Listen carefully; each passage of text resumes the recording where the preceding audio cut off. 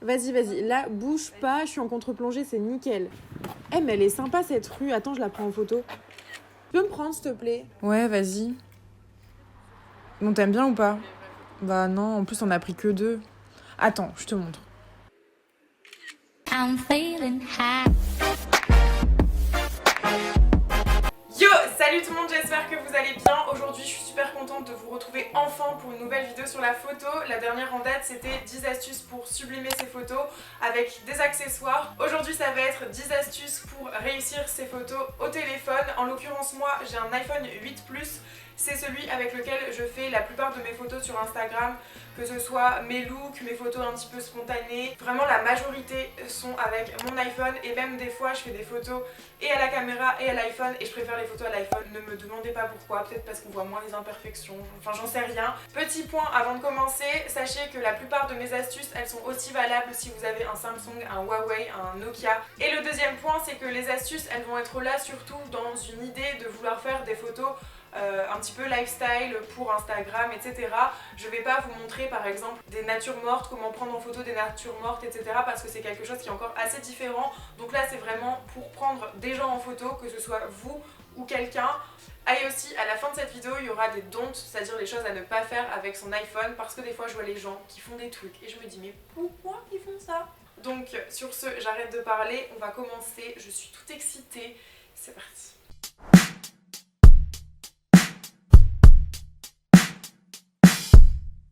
Alors le premier point il est un petit peu technique mais important quand même je trouve, ça va être de bien connaître son téléphone et les réglages de l'appareil photo ainsi que la règle des tierces, donc c'est un gros point tout ça.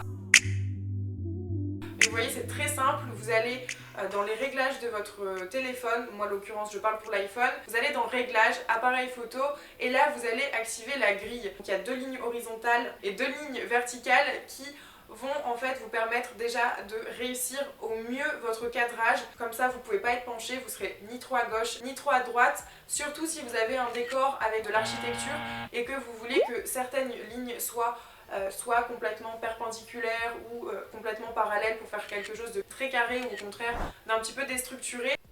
Le deuxième point de ce petit 1, oui, j'ai l'impression d'être sur une copie double quoi, c'est horrible. Le deuxième point ça va être de connaître la règle des tierces et là vous allez me dire de quoi elle parle, qu'est-ce que c'est? La règle des tierces ça va permettre de créer une meilleure composition de votre photo, toujours à l'aide des grilles qui vont créer 9 carreaux. Le carreau le plus important ça va être celui du milieu avec ses 4 points de force qui sont donc 2 en haut, 2 en bas et ces points de force il va falloir que vous les utilisez pour mettre votre modèle sur ces points là, sachant que le point le plus important on va dire selon moi en tout cas c'est le point qui est en haut à gauche, là pour vous, enfin, je vais parler pour moi mais là en haut à gauche, puisque vous ne le savez peut-être pas mais l'œil humain même si on s'en rend pas compte il regarde les photos en commençant d'en haut à gauche, il forme un S et finit en bas à droite. Mais voilà, c'est une petite astuce à pas utiliser tout le temps, mais juste si vous voulez vraiment faire un shooting limite photo avec votre téléphone, et ben c'est une astuce à utiliser. On en a fini avec le point un petit peu relou, technique entre guillemets, maintenant ça va être un petit peu plus fun. On passe au deuxième point, et c'est la composition. La composition, elle est assez importante, surtout quand vous voulez faire des looks en extérieur, puisqu'il y a plusieurs points qui rentrent en compte. Selon moi, il y en a 3. Il y a la tenue, le choix du lieu et la composition finale dans votre photo quand vous la prenez directement. Une fois que vous avez votre tenue et votre lieu, il va falloir composer avec tout ça et réussir à faire une photo où vous resterez le centre de la photo mais où tout aura un sens.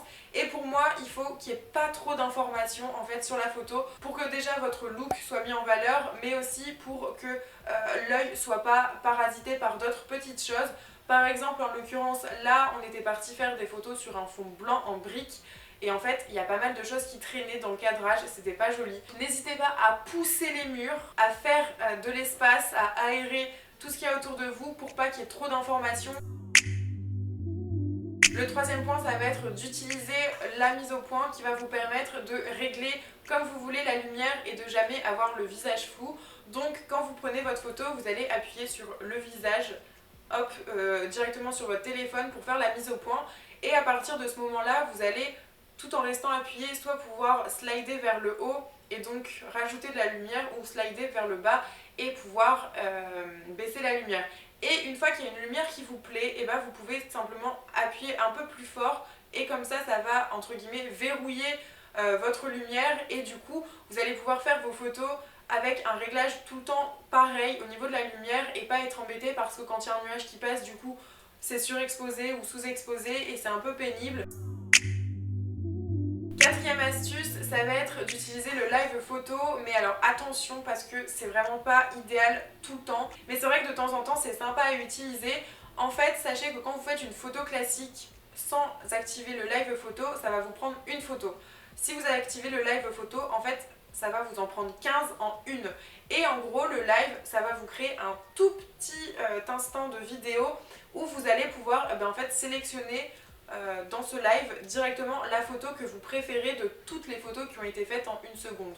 Sauf que le problème, c'est que c'est une super idée de base parce que des fois t'es comme ça et genre juste 3 secondes après t'es normale et t'es trop belle et t'es trop deg parce que la photo en l'occurrence qui a été prise en principal c'est celle où t'es comme ça. Et de ce fait quand vous décidez de prendre la photo qui a été faite un millième de seconde juste avant que vous ayez les yeux comme ça, et elle va être floue et elle va être enregistrée floue. Alors des fois c'est léger mais des fois c'est voilà, c'est vraiment trop flou et du coup moi j'aime pas. Donc c'est dommage parce que c'est super intéressant. Donc je l'utilise pas tout le temps. Par contre ce qui est bien avec le live photo c'est que des fois ça vous crée du coup des courtes vidéos et qu'il y a une application qui s'appelle LP je crois qui va vous permettre de créer ces petites vidéos sous forme de boomerang. Donc à utiliser pour Instagram par exemple, ça peut être sympa. Voilà. Cinquième astuce, et là ça va être en amont de vos photos, mais par exemple quand vous vous promenez dans la rue et qu'il y a, je sais pas, une porte que vous trouvez trop jolie, n'hésitez pas à la prendre en photo et à prendre aussi en photo le nom de la rue où vous l'avez pris et ensuite de faire un album dans votre téléphone qui s'appellera Inspiration Lieu ou tout simplement Lieu, qui comme ça va vous permettre quand vous avez envie de shooter telle ou telle tenue, de revenir voir votre album et de vous dire ah tiens celui-là je l'aimais bien, c'est où déjà je m'en rappelle plus, ah c'est là, et comme ça au moins vous avez un stock d'idées incommensurable de lieux où shooter. Franchement juste allez vous promener, ouvrez les yeux et vous verrez qu'il y a plein d'endroits vraiment chouettes, de la simple porte de garage à une porte de maison en passant par des escaliers, un mur, enfin tout et n'importe quoi est exploitable. Et j'ai dû faire une pause, j'avais vraiment trop faim. Est-ce que vous croyez en moi? Oh non! Je vais en réussir une au moins. Ouais. Le sixième point ça va être le cadrage et là particulièrement l'utilisation de la contre-plongée qui va permettre de mettre en valeur votre silhouette puisque ça va vous donner un côté assez élancé, des longues jambes qui est beaucoup mieux que les photos de façon plongée. Donc en fait la plongée c'est quand vous prenez une photo comme ça, donc c'est à dire que là la personne elle va avoir un gros visage, un petit corps, ça va être difforme, c'est pas joli. No, I said no, no, no, no. Donc je vous conseille quand vous prenez la photo d'un look, c'est de soit prendre à hauteur du modèle, donc de face à hauteur, et si vous avez envie de vraiment étendre votre silhouette, et bien faites de la contre-plongée et abaissez-vous si nécessaire, vous pouvez vous accroupir. Le plan idéal ce serait soit de face, soit vraiment comme ça en contre-plongée. Voilà. La septième astuce, ça va être en tout cas pour moi de faire des photos quand le temps est assez nuageux, au moins la lumière elle est diffuse, votre visage il est plus doux, je trouve que c'est plus joli, comme ça vous n'allez pas avoir le soleil en pleine tronche et des fois selon la hauteur du soleil avoir des cernes là qui se créent avec les ombres et tout qui sont pas forcément très jolies. Après vous pouvez aussi très bien prendre vos photos pendant la golden hour, la traduction en français c'est l'heure dorée, c'est-à-dire le moment en fait où le soleil est en train de se coucher et que du coup la couleur elle est un petit peu dorée, orangée comme ça et vraiment c'est sublime. Du coup la lumière elle est quand même douce mais vous avez une belle couleur, quelque chose d'assez doré dans les tons chauds qui est vraiment super joli. Le huitième point, cette fois, c'est quand vous avez des amis qui vous prennent en photo et que vous n'arrivez pas à leur faire comprendre ce que vous voulez. Vous leur dites non mais c'est pas comme ça, non j'aime pas, vous faites plein de photos, mais vous avez beau faire, elle comprend pas ce que vous voulez. Des fois ça arrive.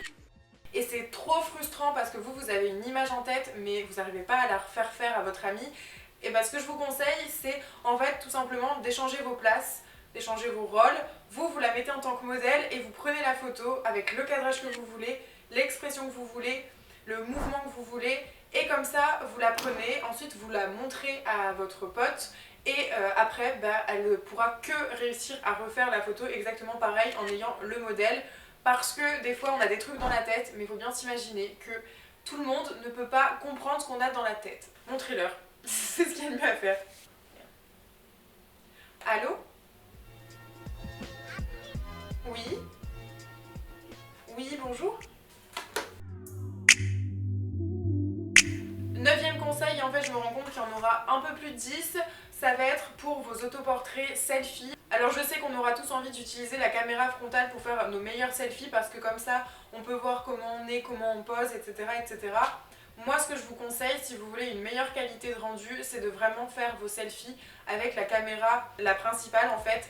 Et donc vous allez me dire oui mais on voit pas le retour écran et tout etc. Donc c'est chiant, on voit pas comment on est, on voit pas nos poses et tout. Je caricature, évidemment je suis moi-même comme ça donc on rigole. On rigole. Certes c'est relou, mais il y a toujours une solution, tout simplement vous allez prendre un miroir que vous allez mettre derrière votre téléphone et de cette façon dans le miroir vous pourrez avoir un aperçu, bon pas très pratique, mais en tout cas quand vous êtes en intérieur c'est la solution, astuce la plus pratique que j'ai trouvée pour réussir ces selfies et en même temps avoir la meilleure qualité possible. Donc voilà. Généralement, avec un téléphone, on n'a pas de trépied, donc moi, ce que je vous conseille, c'est de prendre un meuble qui est à la hauteur de votre visage, par exemple, et de l'utiliser un petit peu comme vous voulez, de préférence quelque chose qui se déplace assez facilement. Ensuite, je viens poser une chaussure dessus, et là, je vais caler mon téléphone. La chaussure va me permettre de pouvoir faire pivoter mon téléphone dans le sens que je veux pour donner l'angle que je veux à la photo. En plus de ça, je suis à hauteur avec l'arbre à chat. Bon, même si Roméo vient tout le temps m'embêter sur son arbre à chat quand je l'utilise, alors qu'il y va absolument jamais. Et ensuite, vous faites vos photos classiques. En l'occurrence, là, pour vous montrer, j'ai mis le téléphone en mode selfie pour que ce soit plus compréhensible. Après, vous pouvez mettre un miroir derrière, mais bon, ça commence à plus être trop pratique. Mais au moins, vous avez cette astuce-là aussi si vous voulez.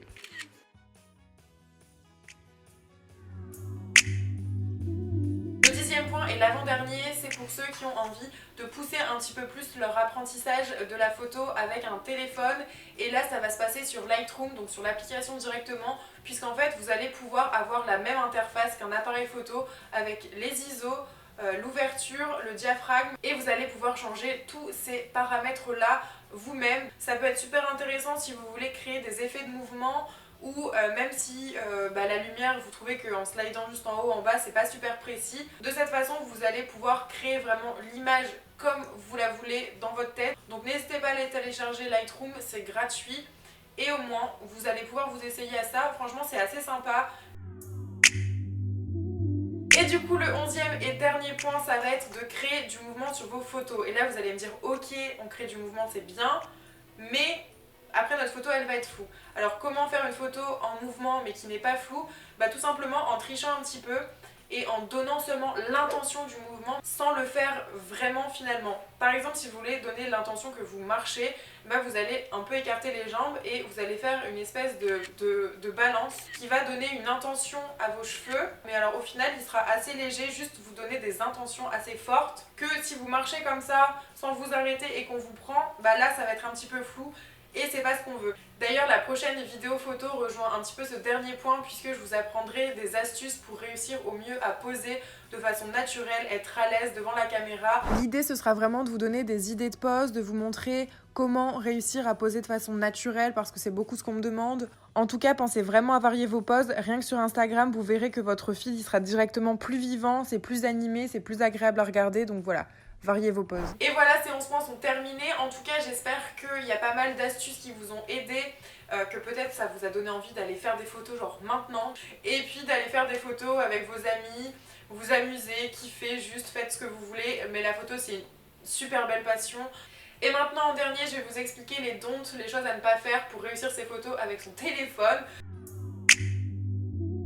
La première chose à éviter, c'est d'oublier de nettoyer le capteur de votre appareil photo de téléphone, puisque sur le moment vous vous en rendez peut-être pas compte quand vous prenez votre photo, mais vraiment il y a une différence entre un appareil photo où le capteur est bien nettoyé et une où le capteur est flou puisqu'il y a eu des traces de doigts. Donc faites attention à ça, toujours nettoyer son capteur quand vous allez prendre des photos, c'est vraiment la base des bases.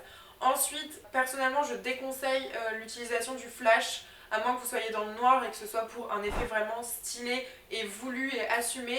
Sinon, le flash, c'est à bannir en journée, on l'utilise pas. No! La dernière chose à ne pas faire avec votre téléphone, ça va être d'utiliser le zoom numérique. Alors des fois, je vois des gens, c'est rare, hein, mais utiliser le zoom numérique, c'est-à-dire qu'ils vont zoomer directement via l'écran pour prendre quelqu'un en photo. Bah non, en fait, il vaut mieux toujours se déplacer, s'avancer vers la personne que vous voulez prendre en photo plutôt qu'utiliser le zoom numérique qui en fait est un zoom sur la photo directement. Je sais qu'à partir de l'iPhone 7 ou 8, par exemple, vous avez le zoom optique et cette fois, vous n'allez pas perdre en qualité. Je crois qu'il y a x1, du coup c'est classique, et x2, zoomé. Ça va être zoomé mais sans perte de qualité. Par contre, le zoom numérique, quand vous zoomez sur la photo, ça, il va y avoir du mouvement, ça va pas être fluide, ça va pas être net, donc je vous le déconseille, mais 1000 fois. Et voilà, ça y est, cette vidéo est terminée. J'espère qu'elle vous a plu, qu'elle n'a pas été trop brouillon. Je sais que vous l'attendiez depuis très longtemps, donc j'espère vraiment que vous n'êtes pas déçus. Dites-le moi dans les commentaires. Et j'ai trop hâte de déjà faire la prochaine vidéo sur les poses. Ça va être trop bien encore. J'ai déjà commencé à filmer quelques trucs. Sur ce, je vous fais des très gros bisous et je vous dis à bientôt dans une prochaine vidéo. Bye!